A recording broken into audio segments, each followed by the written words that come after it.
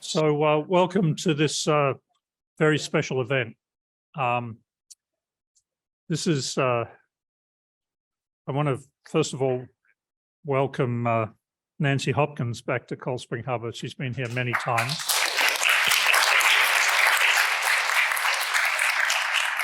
And dare say she's spoken on this stage numerous times before at meetings. But Nancy's also on the advisory board for the archives of Cold Spring Harbor Laboratory that Mila runs, and is here quite a lot, dealing with advising us on archives and the history of science. This is kind of a special event because we have Kate Zernike, who's the author of this wonderful book about Nancy and the things that she's done to promote science. And we also have Laura Lindenfeld from the Alda Center at Stony Brook University. Alan started this center a number of years ago to promote scientists to communicate to the public. And it's a fantastic program that they run, which I hope we'll hear about a little bit. And the two go together very well. This event is organized by a center at Cold Spring Harbor that Mila founded and got a grant to support, the Center for Humanities. And it focuses on the history of science, but also how to promote science beyond the scientific community to the public, and also both on the internet and also in public lectures. And so Mila does a huge amount actually, to have promotions and using the archives at Cold Spring Harbor, which she's built up in an incredible archive, to have exhibitions around the world. And there's been many, many exhibitions. And literally, when I say around the world, they are around the world, from Singapore to Europe and across the United States. So I would like to introduce Mila Pollock, who's a dynamic leader of our library and archives, to introduce the speakers. And I hope you enjoy, well, I know you're going to enjoy very much this discussion. So thank you, Mila. Thank you.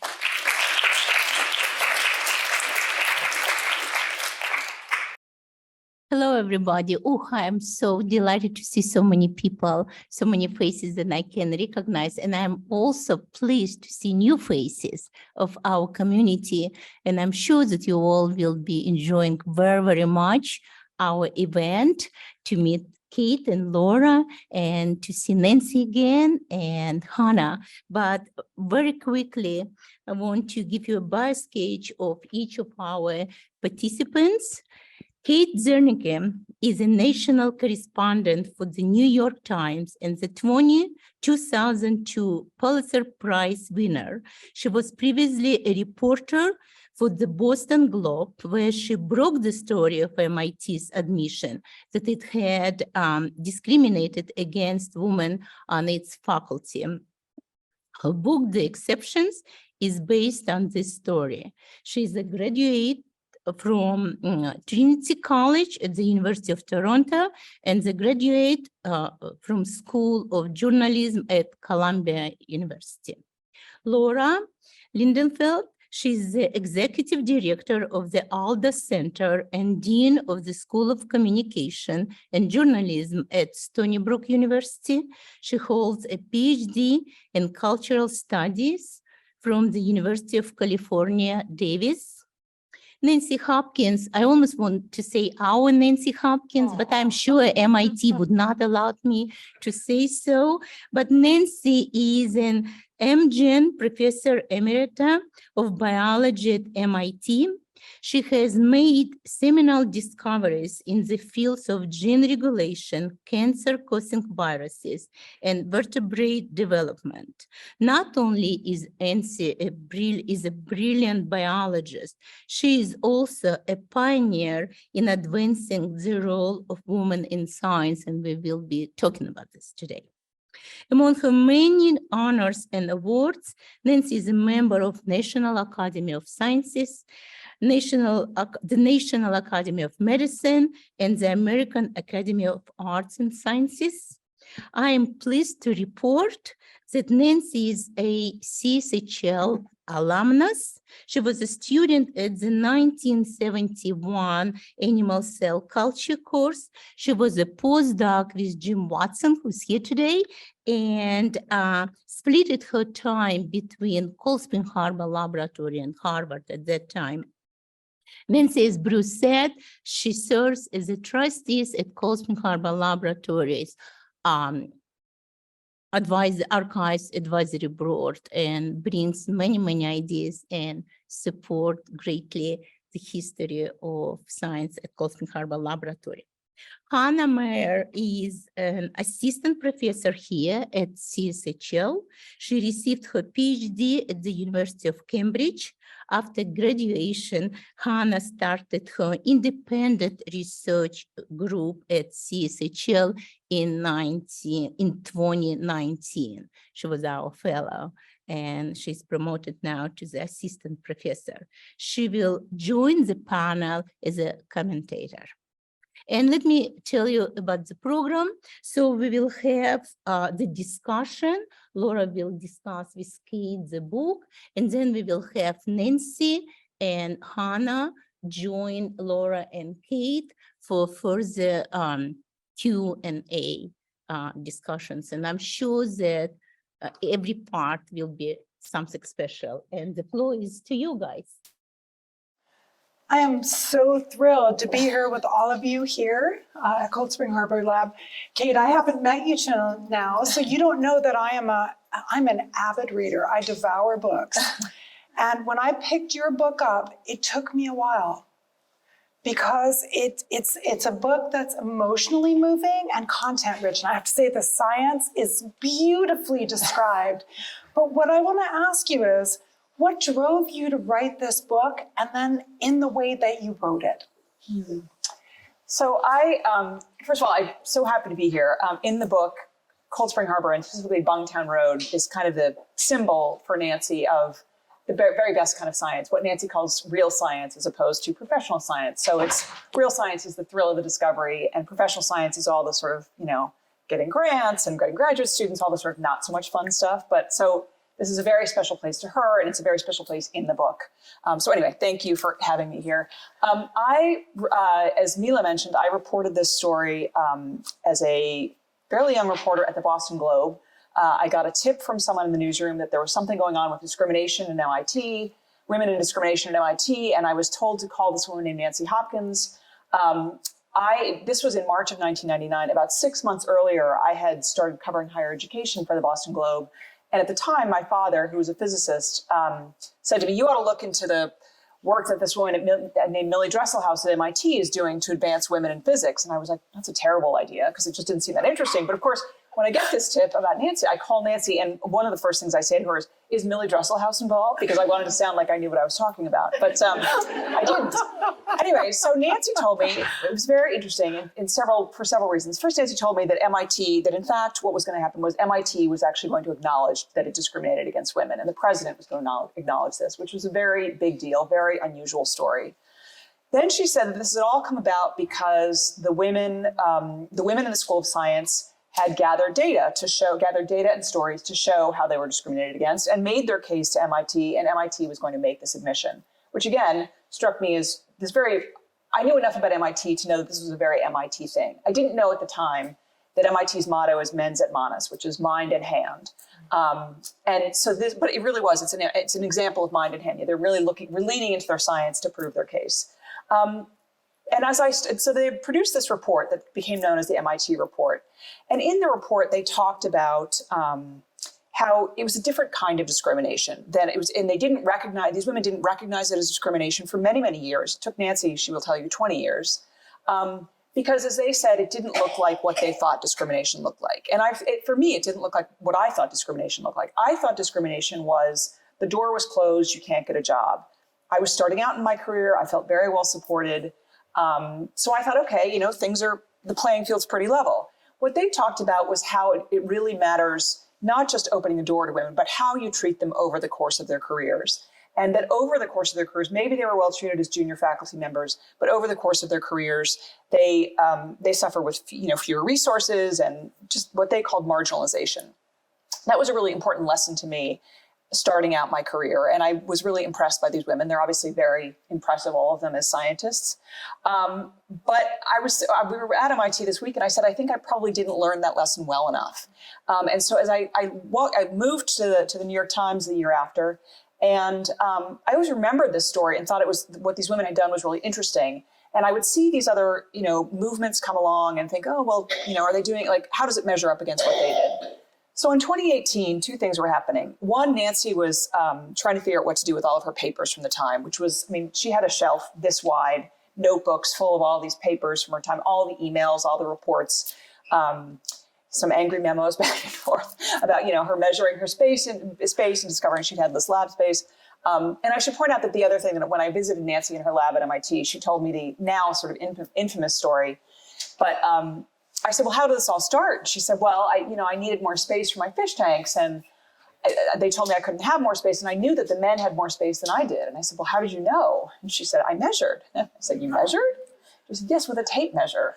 And so Nancy had gone around the entire cancer center at MIT, measuring every lab space, every office, and figured out that, in fact, she had less lab space. As a fully tenured professor, she had less lab space than men without tenure. So fast forward to 2018, Nancy's going to, trying to figure out what to do with all these papers. And it's January of 2018, and I am watching the Me Too movement surging and thinking, okay, that's part of the problem. But that's really it's not the problem. And the problem that underlies it was, I think, what the women at MIT talked about, which was just that women still aren't taken as seriously as intellectual beings. And that there is this marginalization of women in many different areas. And that's what underlies some of the problems in Me Too. And I thought if I could, when these women were talking about it in 1999, they talked about unconscious bias. And that was really an unfamiliar concept at the time, which now seems strange because we're all so familiar with it. Yes. But at the time, people weren't talking about it. Fast forward to 2018, we're talking about it so much that people have now discounted it and think oh, that doesn't exist, or I had the workplace training on that, I'm cured of that. And I thought if I could write a book that talked about how these women had done this and describe it through this very intimate story of Nancy's, I could remind people that, in fact, this does still exist, and this is how it happens, and this is how it affects the arc of a career over a period of 20, 30 years. So one of the things that struck me, and I'm sure others who have read the book, is, and I reflect on it, when you think about the amount of science and the quality of the science that was conducted by the women represented in this book, and what would have been lost, right.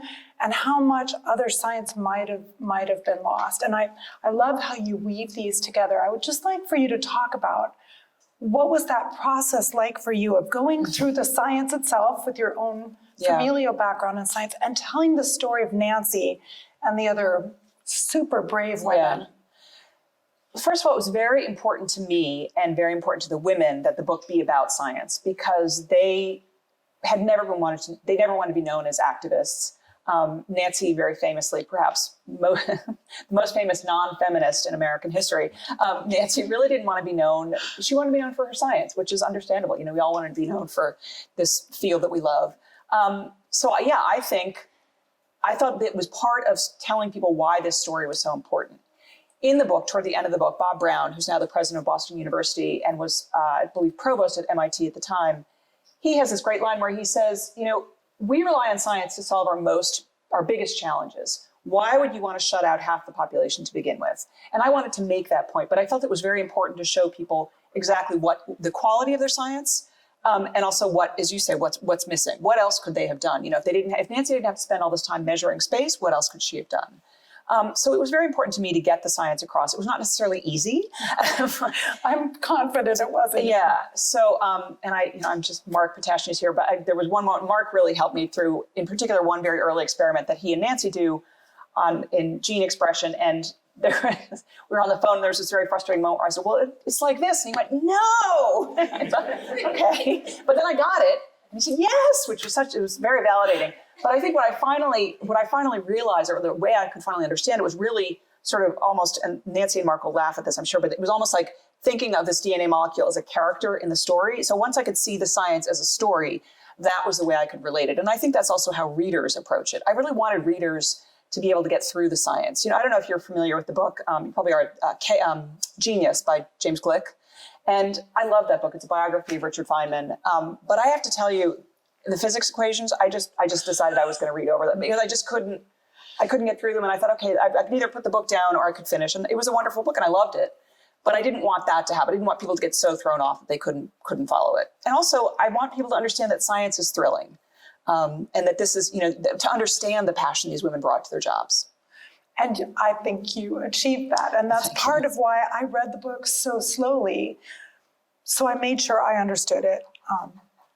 I'm married to a scientist, so I better. Talk to me about how you created the story about Nancy. I feel like we walk along with you, Nancy, as you discover these experiences like, oh my, I didn't expect life to turn out this way. How did you build that story? How did you and Nancy interact around this and you with the source material? Yeah, so I would say the science was hard, but in some ways the hardest part for me because the science, I realized I could get through it and someone could tell me, yes, that's right, or yes, that's wrong.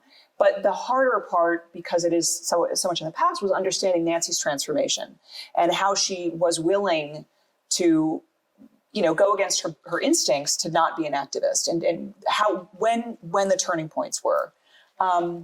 And so I had a copy of, Nancy is, perhaps many people know this, but Nancy is also somewhat famous for as being the woman who stood up to Larry Summers when he said that women didn't want to spend 80-hour weeks on their science and didn't lack the intrinsic aptitude to do math and science at the high levels. Nancy was the one who stood up and walked out on Larry Summers and really was subjected to a lot of scorn for doing so. But at that point, someone had approached her with the idea to write a memoir. And she had tried and decided she wasn't going to do it. But I had that early draft of her memoir, which walked through actually some of her time at Cold Spring Harbor. And then I had her memos, and it was really, I had some other books as well, but it was really kind of piecing that all together. I always find, in journalism and writing, chronology is your friend. Mm-hmm. So I really had, it was really important to me to build a chronology, and I just built that over papers. But I think Nancy and I we talked probably every day for a long time. Nancy I love this, Nancy would say, Nancy lives on one side of the Hudson River and I on the other, and we'd be talking and I would sort of wander into her personal life, which takes up a bit of the first part of the book.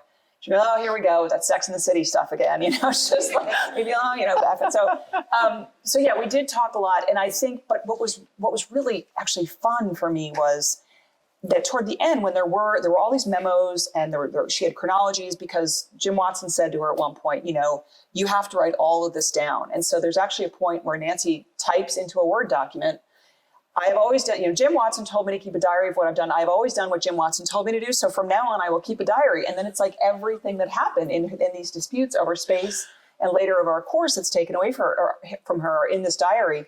But the pages were a bit out of order and only some of them were numbered. So I was trying to put it all together. And then so I would have sort of guideposts for her. And then I would be doing interviews with her and she would say, well, then there was this other thing. So for instance, there was a sort of vague reference in there to $10,000 from Glaxo. And I couldn't figure out what that meant. And then I was talking to Nancy and she was sort of, recounting, I don't think she thought she was making an important point, but she said, oh yeah, I was on this trip in Switzerland and I hate heights. So we were on a bus with the people and I turned away so I didn't have to look out the window. And there was this man on the seat next to me. He turned out to work for Glaxo and he wanted to offer me he wanted to offer me money for my fish tanks. I said, oh, that's the guy. So I was able to sort of, really it was piecing together. I forget why I was reading this. Oh, I know. This morning I hung on to my son had it's sort of toward the end of the school year. And for some reason, he's brought his chemistry textbook home. And I thought, I'm going to read this because how much chemistry do I actually know? So I thought, I'm going to keep this and read through it. And in the front page, it talked about science as a puzzle. Mm. And so you needed to understand all the different blocks. But writing is really a puzzle. And writing a book like this is a puzzle. So it really was piecing together interviews, The Watson archive here was an incredibly wonderful source because Nancy wrote all these, Nancy goes through this big debate. Is she going to do a PhD? Is she not going to do a PhD? Is she going to go back and work with Mark at Harvard? Is she not? And that was largely pieced together through letters that Nancy had written to Jim and letters that he'd written back to her over the years. This was like a Rubik's Cube rather than just two puzzles. Yes, really complex, it really was, three-dimensional. yeah. And then there were also, there are other women. So in the end, what happens is, Nancy, as I say, takes 20 years to figure out that she's discriminated against. And gradually, or eventually, she comes together with some other women. And one woman in particular, Mary Lou Pardue, who's also taught the, I believe, cell biology course here for many years, with Barbara McClintock, I think. Mary Lou and Nancy have this critical meeting, and that's very much a turning point for Nancy. And so I track the early history of Mary Lou, so there were interviews with her. But that was another thing. And then there's a woman named Lottie Balin, who she's the one who's responsible for getting the report out in the end. And she's got this very interesting background with her parents, who were sociologists. So it was sort of winding all these threads together and figuring out how I was going to make them all come together without people losing their way along the way. I can't imagine what the editing process of this book was like. You've mentioned a few really salient turning points in this book. And I imagine in your experience of reading the material, talking with Nancy and others, what are some others that you think were really crucial moments in the story?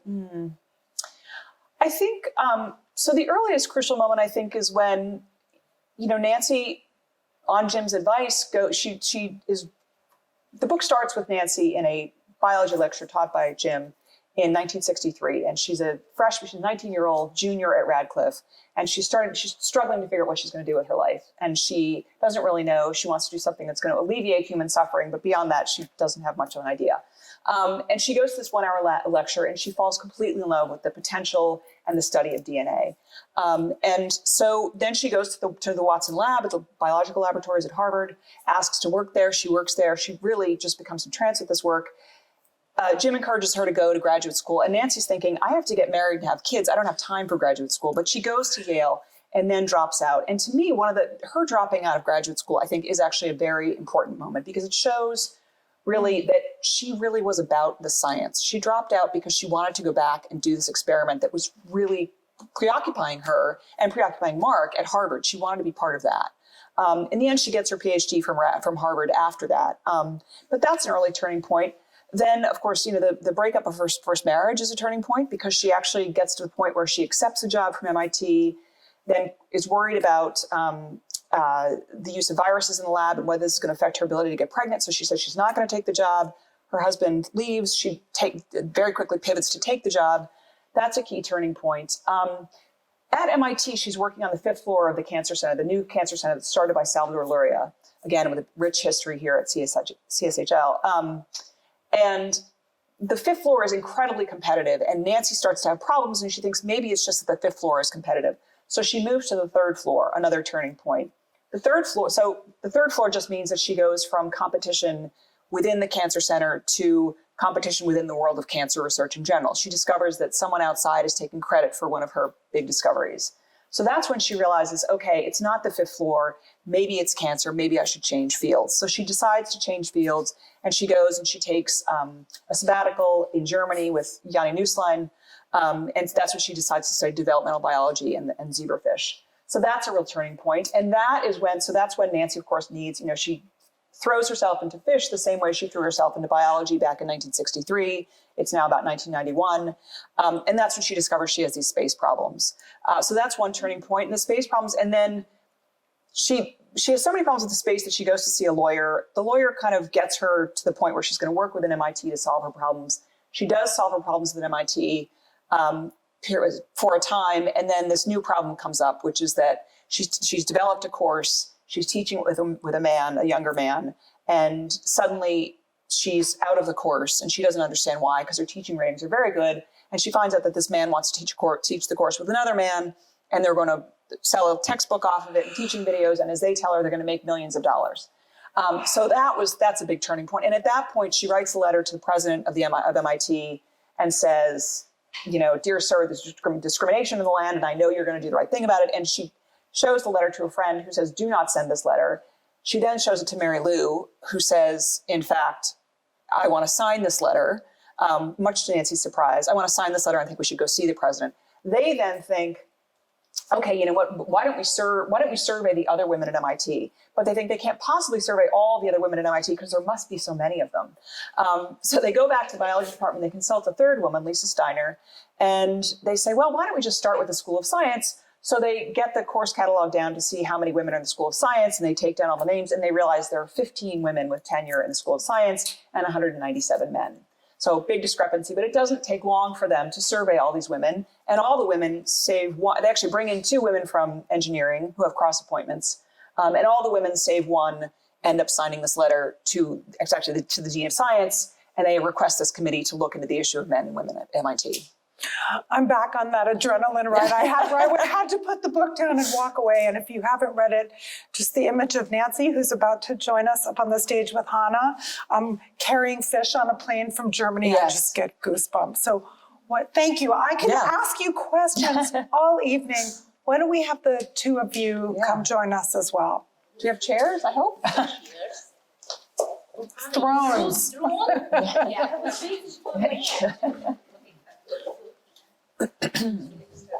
I think, Nancy, why don't we have you sit over here? Okay. Okay. And I think there's mics here. Yeah, and mic is for you. We're mic'd up, please. Yeah. Okay. I'm going to turn to you for a moment, Hannah.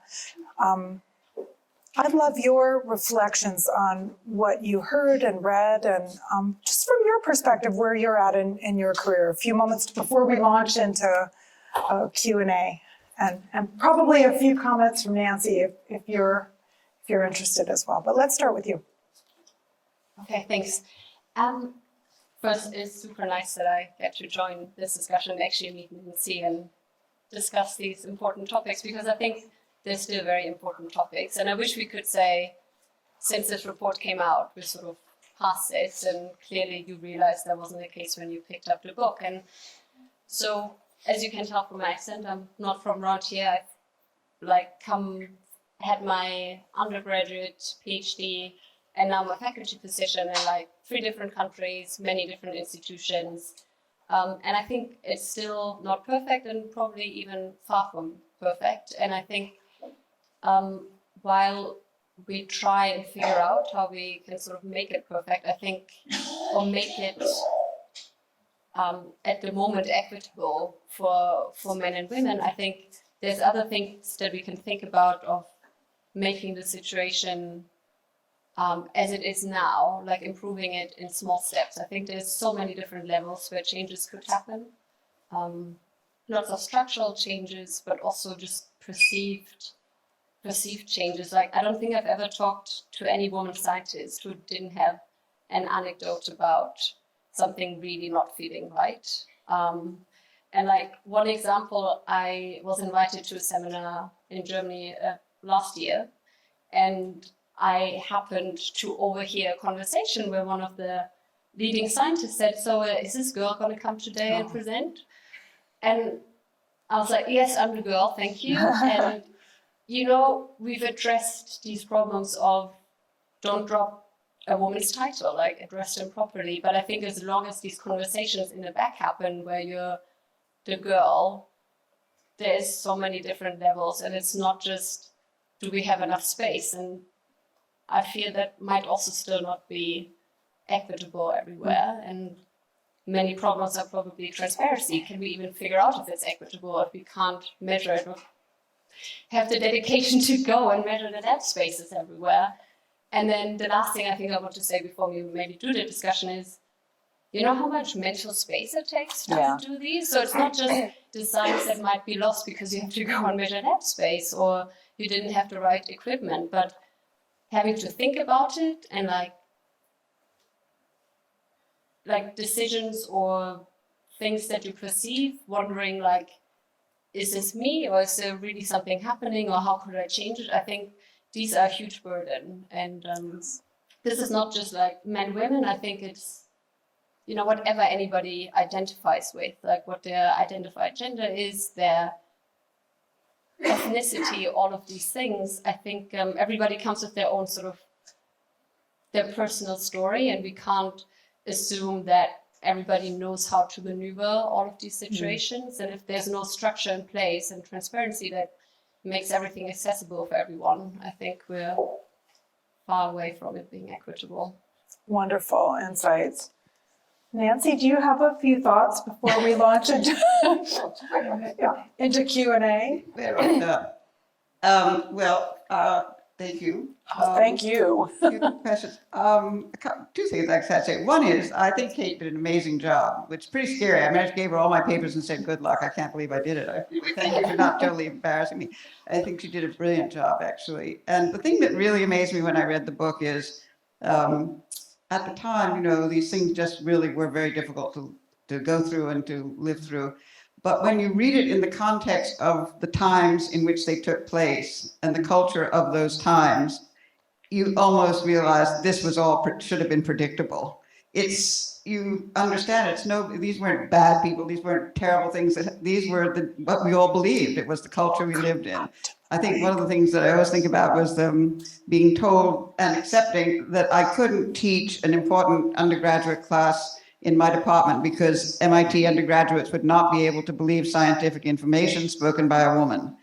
Now, if you're in the teaching profession, that's a problem, okay? So there you are, you're supposed to be a professor and you're not, can't be believed by students.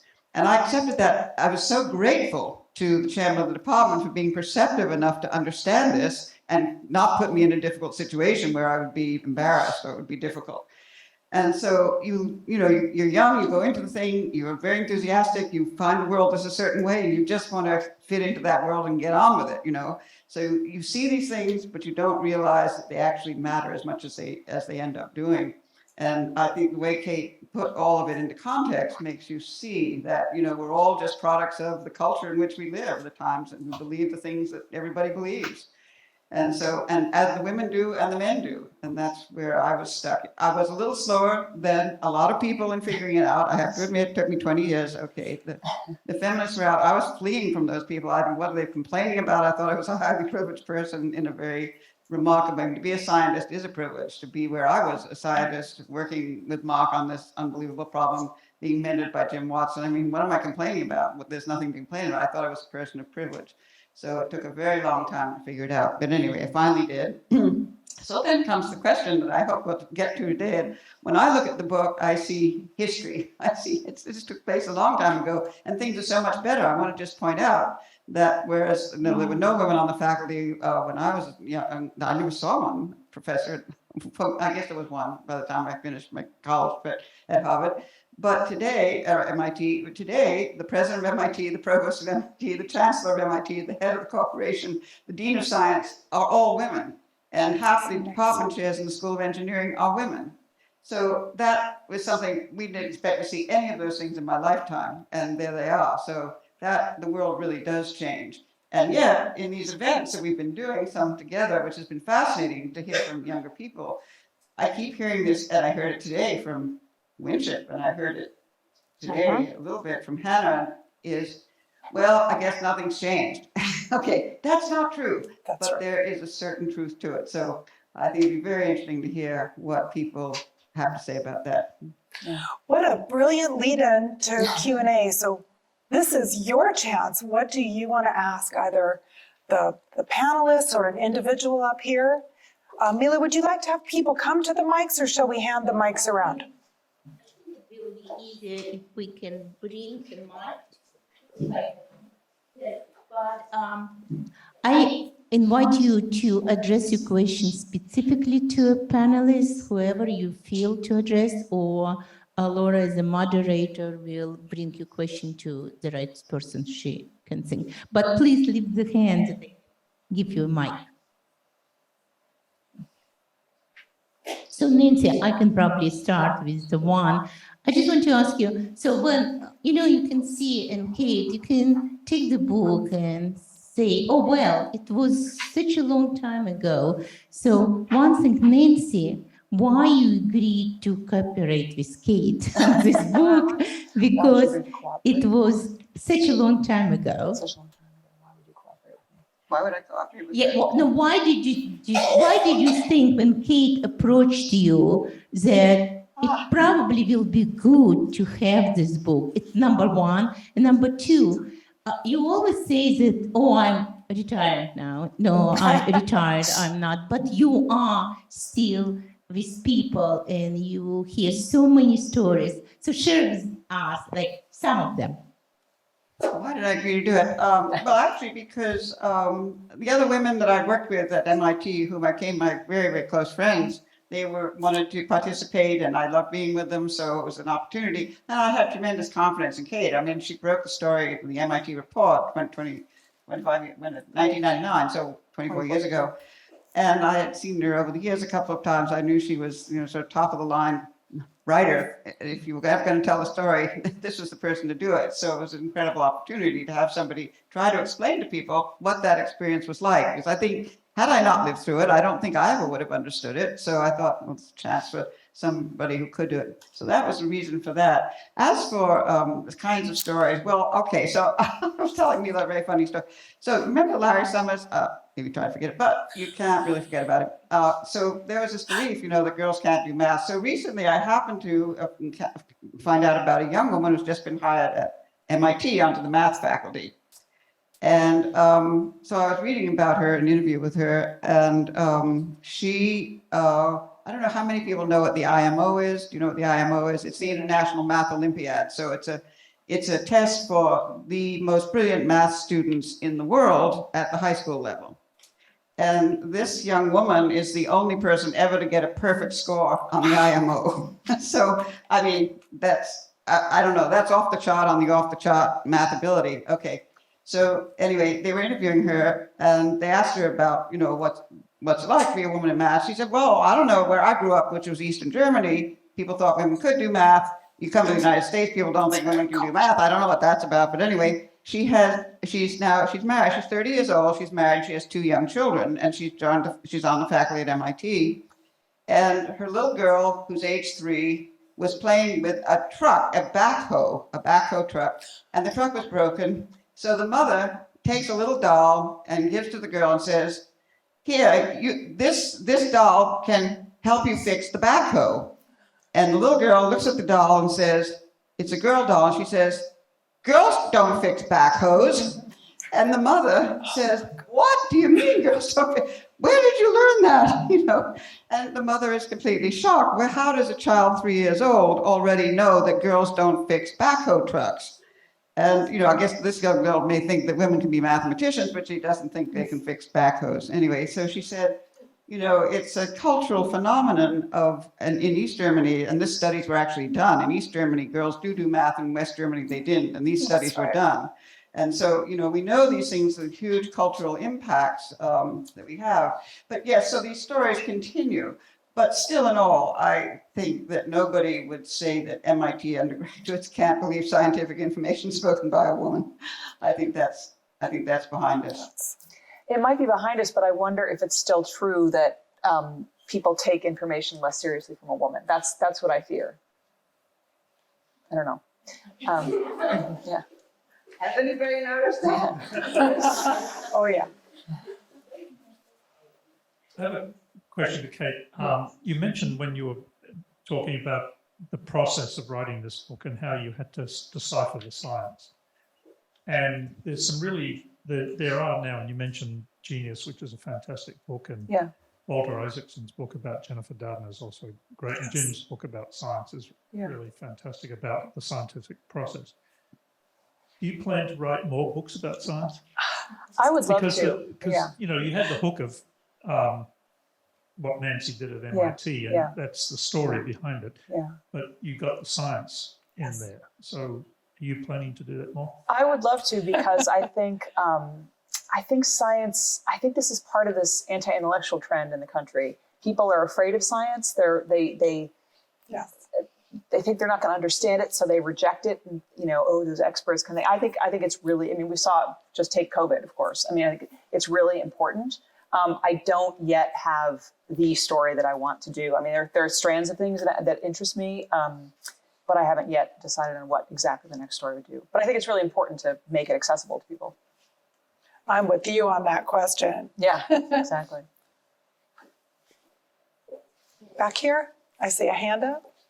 Mila, you're going to get your steps in today. Hi. I wanted to kind of echo on what both Nancy and Hannah brought up about while things have changed, they still feel like they stay the same.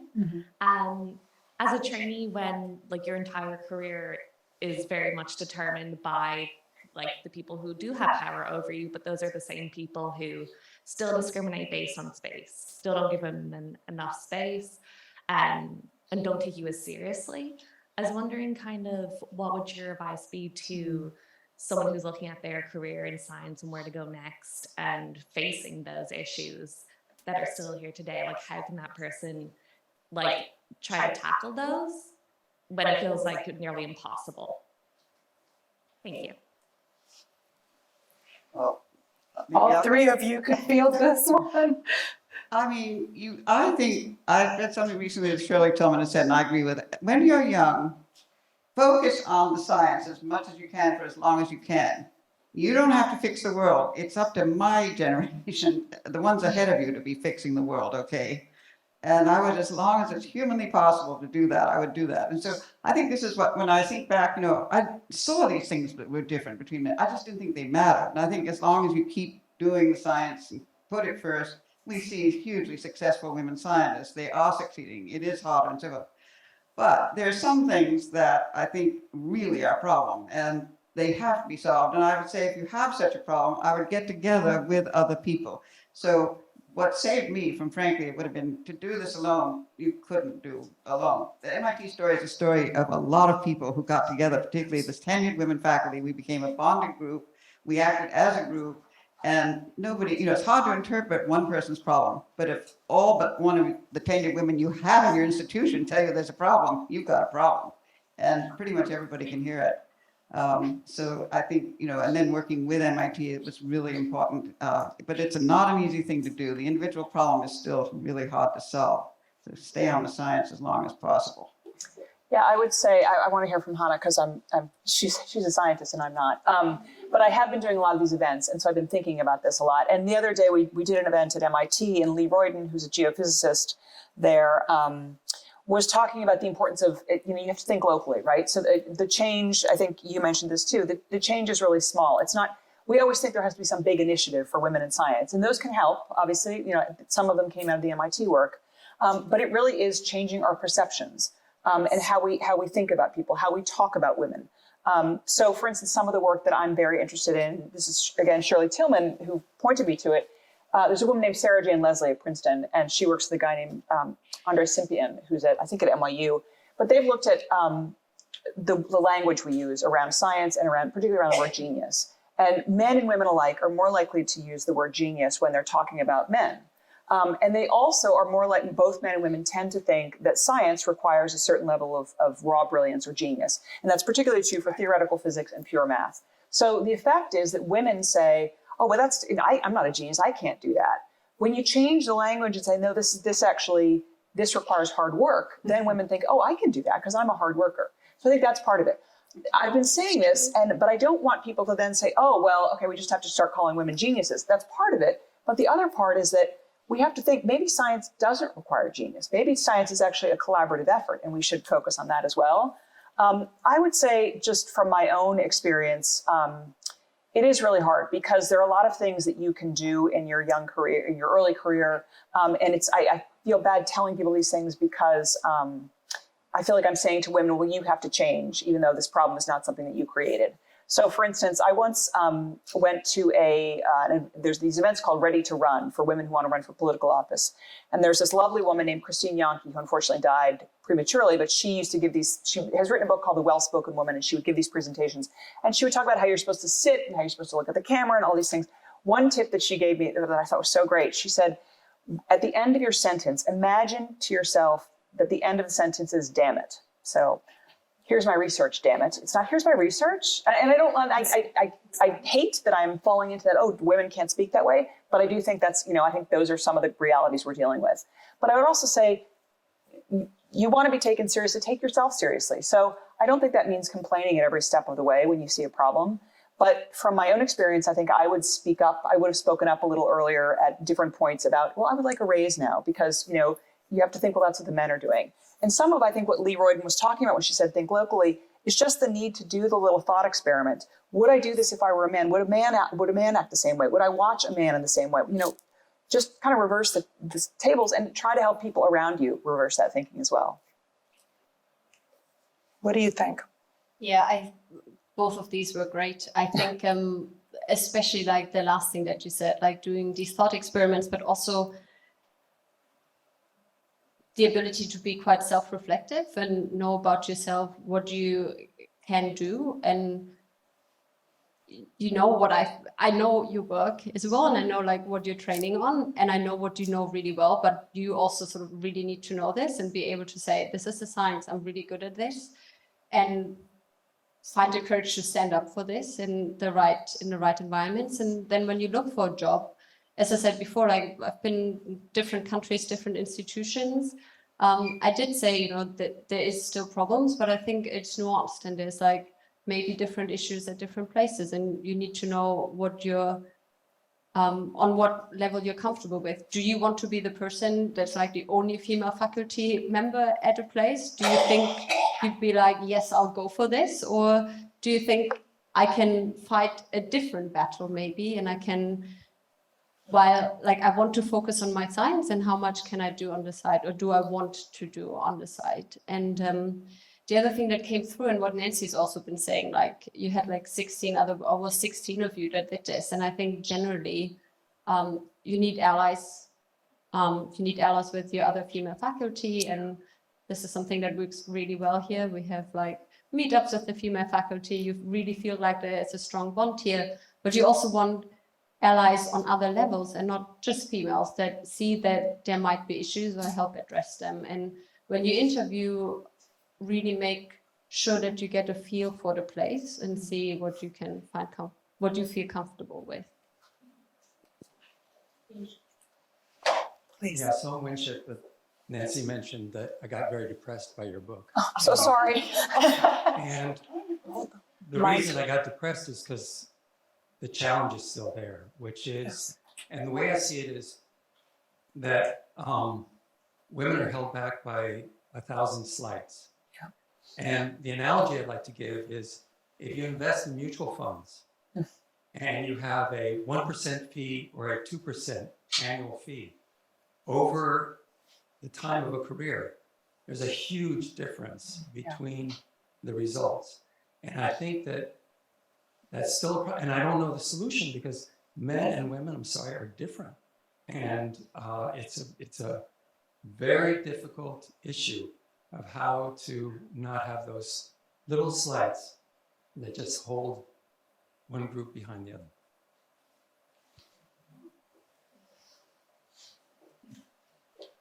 I'd like to ask an undignified question, and that is, on Wall Street, dollars are the only measure, but one of the ways science is evaluated is reputation and credit.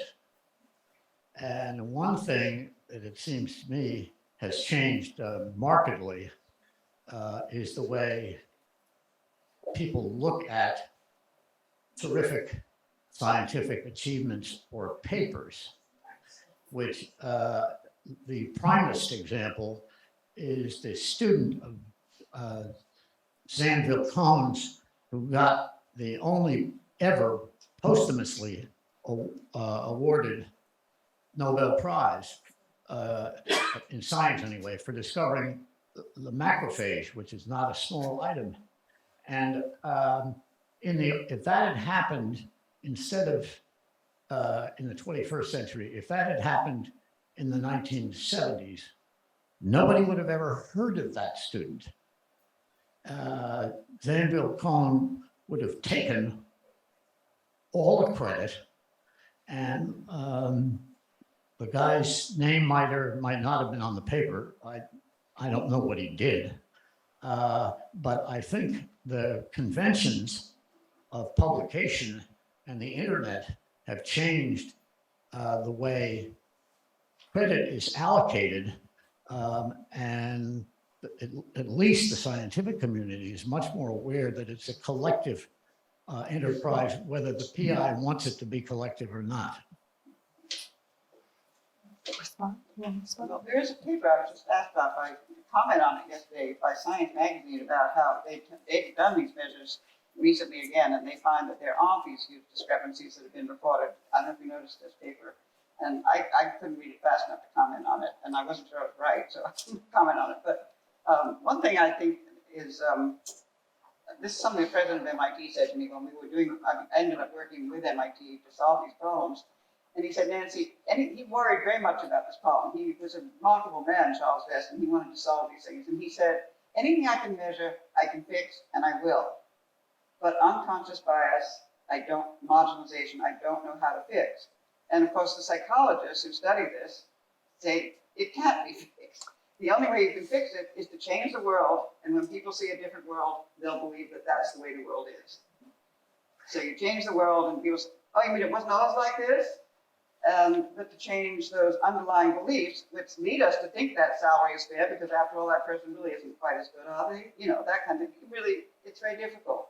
And in a way, you just have to accept it and keep going. I would say that I have changed, over writing this book, I have changed my thought about, I'm not sure that it can't be fixed. I feel like I'm a little more hopeful. I'm sorry that my book depressed you. And you were not alone. Many people got very angry, but I was trying to end on a high note. I think that my view on numbers and representation has changed over the period of writing this book, because I think I started out thinking, oh, it doesn't really matter. You know, I covered K-12 education for a long time, and there's a big debate in K-12 education. Is it more helpful for boys to have male teachers? Is it more important for Black students to have Black teachers? And I sort of thought, oh, you know, numbers. I actually think representation in this case does matter. And the more women we see, the less that a woman is the exception, the better it's going to be. That is going to change. Oh, well, I know, you know, it's not just, well, I know one smart woman, but she's the exception. It's going to be, I know a bunch of smart women in science. Like, who says girls can't do science? That's insane.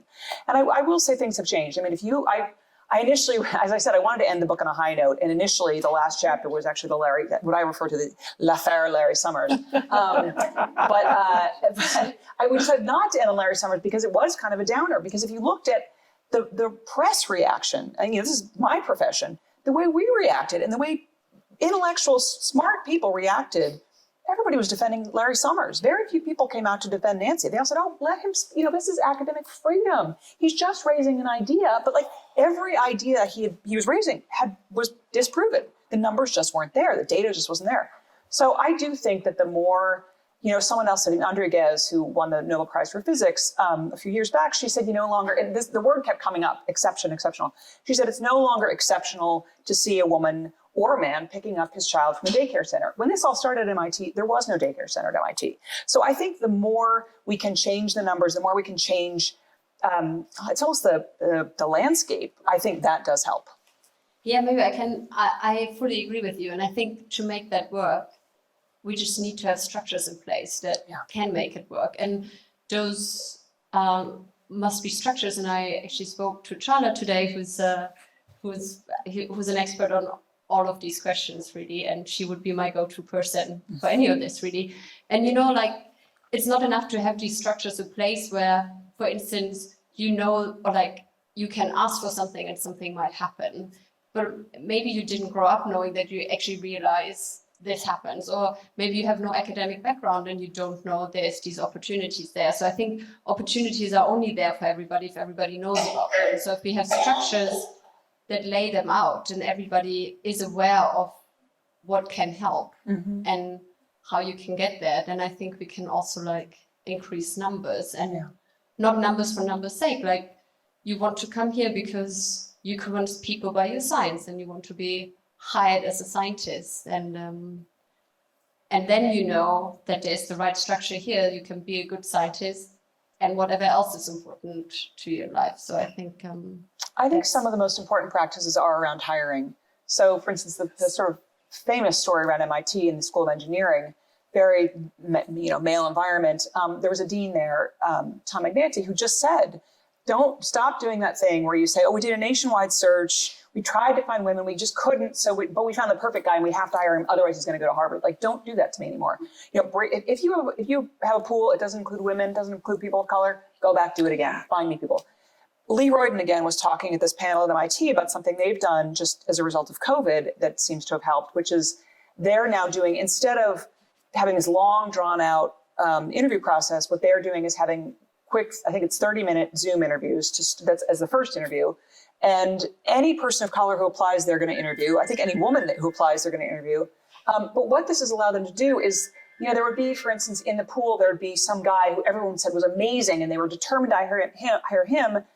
Well, it turns out that he actually isn't that impressive, and you can see that on the Zoom. But the woman who they didn't really know much about, oh God, she seems like she's terrific. Let's get her here for a personal visit. That might not have happened. So I think a lot of it, people say, oh, you can't do anything. I think there are things you can do. It's just that they're not maybe as easy as just measuring lab space at this point. So I have a comment and a question. So Nancy mentions about the child with the scientist parent and gives the doll to fix the truck, and girls don't fix trucks. And then to Winship's comment, so it seems to me we have a two-pronged problem. We need to approach it. We need to talk about what's happening right now with the adults, but we need to go to the root cause. We need to talk about how we raise our children. Mm-hmm. We need to take away the bias and the marginalization from the get-go. And I don't know how to do that. I'm not proposing an answer. I'm just saying that it seems that somehow it begins right there. Well, I mean, as I say, I thought I was the only person in the world who had figured this problem out. It's on. It's on? Yeah, just hold up to it. Oh, okay. I thought when I was young, and it turned out most psychologists had really figured it out, and they had done the studies, and there'd been a Nobel Prize given for this discovery. I mean, it's a profound discovery about how our brains work. We hold these things. We have to get with the culture really soon, and they've done these studies, and babies start learning when they're babies, they're learning. But I think many people say what you say. I think the difficulty is, even when the parents do that, if in the culture holds a different opinion, ultimately the child's going to really be part of that culture. And that's where, so some psychologists, I've talked with them, I know many of them now because of this, and they're very fascinating. It's fascinating research, and they say, yes, you have to change the world, really, to change the biases. But for sure, knowing about them and making them conscious and talking about them. I mean, the fact that we're having this meeting today, this was unimaginable when we wrote the report. That may be the biggest change of all. We were afraid to even talk about this. We met in secret, these 16 women. We were meeting in secret. We were afraid somebody might see that many women going into one room at MIT. Oh my God, what are they doing? So things have changed. I would just say I like to tell the story, but look, I think one of the things we do is, you change the culture, you change what people see. Again, it's partly numbers. It's partly one of the things I wanted to do with this book was just sheerly point out that women are scientists. Women are doing real science, very important science, yes. And just sort of put women in the same places that men have been for so long. But I will say, you've heard this story before, I've told it many times, but so at the beginning of the pandemic, I was writing, at the beginning of the shutdown in 2020, I'm writing this book. And so like many families, we were trying to find a movie that we hadn't seen before. So I say, oh, great, I'm writing this book about MIT. My kids have not seen Good Will Hunting, and they're 13 and 11 at the time. So we're watching Good Will Hunting, ultimate movie about Boston, about MIT, and we come to the scene where Will, the janitor, is swabbing the floors, and he sees the equation that nobody can solve, and he goes over to the board and he solves it. And my son, who just turned 13, watches this and he says, "Wow, he's Nancy smart." So there you go. Oh my goodness! You write more books about people like Nancy Hopkins, and you can change the world. It's very slow, but you can change this. You can change perceptions. I don't know whether to drop the mic or invite others. Is there anyone who has a story they want to share?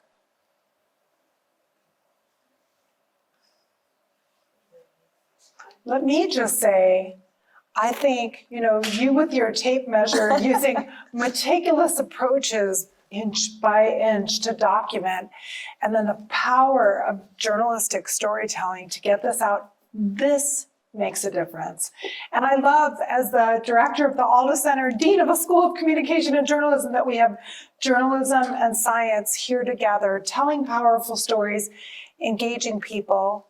I know there's a reception and book signing. If you have not yet read this book, you must take the time to do so. It's really remarkable. And I'm so grateful. Unless you have final words to convey. I dropped my mic. I'd like to thank everyone, all panelists, and actually people who attend. And immediately before this event, so if someone could not make it, please go to the library site. It will be available very soon. I don't know why. Yes, please follow Kate. She will be sitting there and signing the book, and books are on sale. And also we have reception, and I'm sure we will continue talking about this really, really important show. Thank you, Mila. But thank you very much. Really nice to meet you.